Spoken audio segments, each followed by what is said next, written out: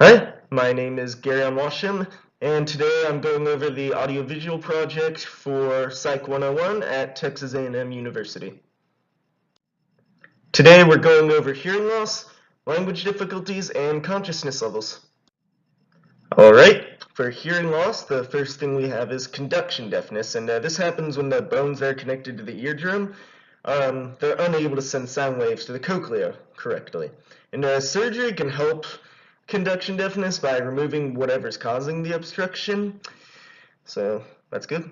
And those afflicted with conduction deafness can hear their own voices because it's conducted differently.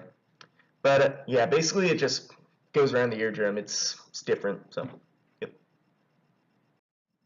Alright, next we have nerve deafness, and that's caused by damage to someone's hair cells, cochlea, or auditory nerve. It can be caused by illness, genetics, or just really loud noises. Hearing aids can help in the event of hearing loss, but not for this. Alright, now we're on language difficulties. First thing is Broca's aphasia. This is a condition in which the afflicted has difficulty in language production.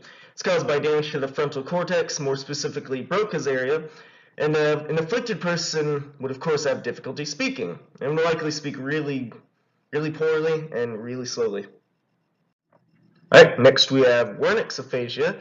And this involves difficulty understanding language, but I mean, they're still able to speak fine. It's basically the reverse of Broca's aphasia. It's caused by damage to the temporal lobe, and that includes Wernicke's area, and that is the condition's namesake, Wernicke's aphasia. Even though the afflicted are capable of speaking fluently, their speech is usually difficult to understand since they have difficulty remembering nouns. Alright, finally we have consciousness levels. First one's brain death, and that's where there's no activity and it won't respond to any stimuli. And it's a lot of times thought to be ethical just to remove life support to a person suffering from brain death. Next we have coma, and that's where the brain has a small amount of activity but still won't respond to any stimuli. And it's caused by severe brain damage. And people in comas, they can come out of them after a few weeks or they'll die. So.